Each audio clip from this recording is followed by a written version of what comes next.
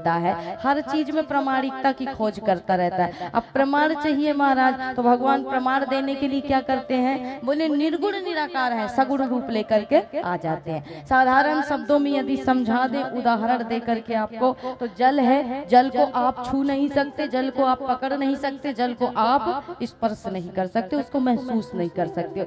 लेकिन उसी जल को यदि एक कटोरे में रख करके टेम्परेचर अलग दे दिया जाए तो वो जल क्या बन जाएगा, फ्रीजर में रख दोगे तो क्या बन जाएगा, बर्फ बन जाएगा। जब बर्फ बन जाएगा तो तुम छू भी सकते हो, उसको महसूस भी कर सकते हो, उसका पान भी कर सकते हो महाराज। कहते हैं उसी प्रकार ईश्वर निर्गुण निराकार जल की तरह है, क्योंकि कहा है ना, क्षिति जल पावक गगन समीरा, पंच रचित यह अधम शरीरा।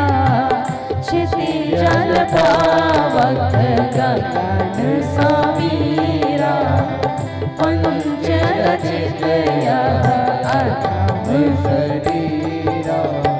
श्री राम जय राम जय जय राम, श्री राम जय राम जय जय राम। तो क्षिति जल पावक गगन समीरा, पंच रचित यह अधम शरीर। यह संसार 5 तत्वों से बना है, ये शरीर 5 तत्वों से बना और ईश्वर 5 तत्वों से बन करके इस धराधाम में आते हैं।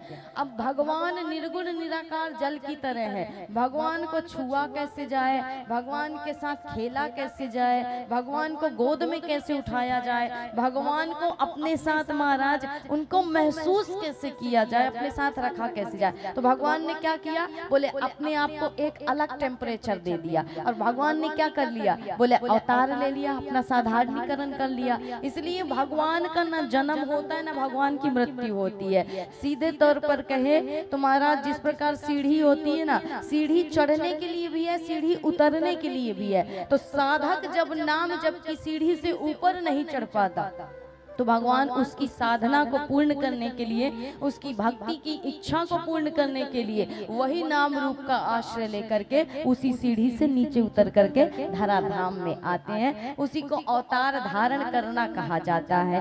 कहते हैं कि संस्कृत में सीढ़ी को अवतरणिका कहा जाता है और भगवान के जन्म लेने को अवतार लेना इसीलिए कहा गया है। महाराज भगवान अपना जब साधारणीकरण कर लेते हैं, साधारण मनुष्य की तरह बनकर के जगत में आते हैं। और लीलाधारी इनको इसीलिए कहा जाता है क्योंकि माया में फंसे जीवों को ये अपनी ओर ललायित करते हैं और अपनी ओर खींचने के लिए जब ये शरीर धारण करते हैं तो यही राम कहलाते हैं और कृष्ण कहलाते हैं। कई इनके स्वरूप हो जाते हैं और नाना इनके अवतार हो जाते हैं महाराज। तो भगवान ने अवतार कहाँ लिया, अवध में लिया।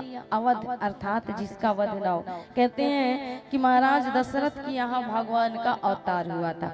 दशरथ जी के जन्म की कथा आपको शायद पता होगी, लेकिन फिर भी बता दें कि अज जी की संतान थे ये और कौड़ी से इनकी उत्पत्ति हुई थी। कौड़ी समझते हैं ना, पहले के समय में कौड़ी चला करती थी लेकिन उसकी ज्यादा कीमत नहीं हुआ करती थी। तो कौड़ी से इनकी टके से अर्थात तांबे का सिक्का होता था, उस तांबे के सिक्के से इनकी उत्पत्ति हुई थी। कहते हैं आज महाराज बहुत ही पराक्रमी, बहुत ही ज्ञानवान राजा थे।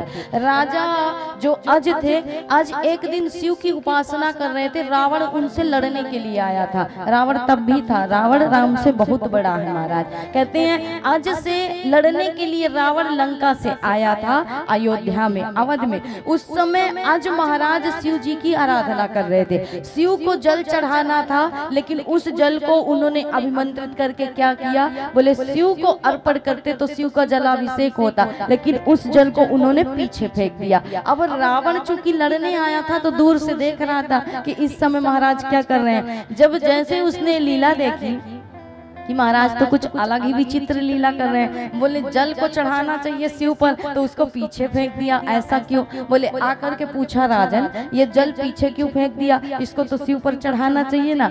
आज कहते हैं कि देखो दूर कई योजन दूर एक जंगल है और उस जंगल में एक गाय है। उस गाय को मारने के लिए एक व्याघ्र आ रहा था, एक बाघ आ रहा था उसे मारने के लिए। तो उस बाघ को मारने के लिए और गाय की रक्षा के लिए मैंने ये जल फेंक दिया। रावण को बड़ा आश्चर्य हुआ कि कई योजन दूर, और बताओ यहाँ से फेंका जल वहाँ क्या कर सकता है। रावण ये आश्चर्य देखने के लिए जब उस जंगल में पहुंचा, उस वन में, तो सच में गऊ चारण कर रही थी और उसके पीछे एक बाघ मरा पड़ा था। उसके शरीर पर पूरे बाण ही बाण विधे थे महाराज। तो कहते हैं इतने पराक्रमी थे राजा अज।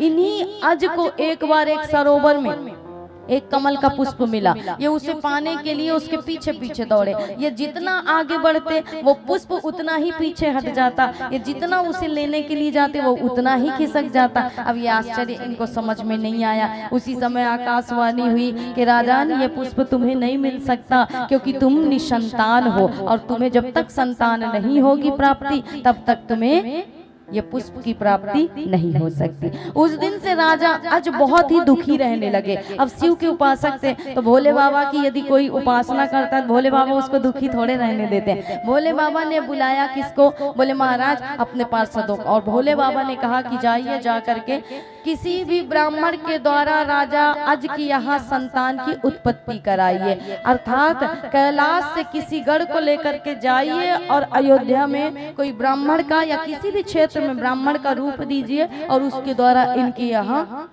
संतान की उत्पत्ति कराइए।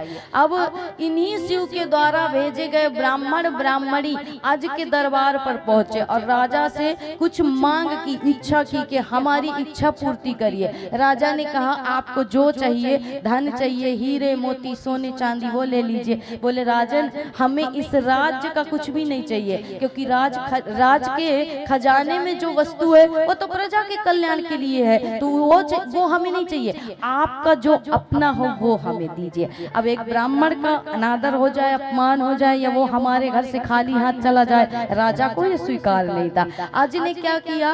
बोले महाराज सायकालीन जब धीरे धीरे रात्रि होने लगी, सायकालीन सूर्य अस्त होने लगे, तो उस समय कहते हैं कि यही आज गए एक लोहार के यहाँ और लोहार के यहाँ कहा आज रात में मैं आपके यहाँ काम करूंगा, उसके बदले मेहनताना मुझे कुछ आप दे देना। भेष बदल करके गए थे, उस लोहार ने इनको नहीं पहचाना।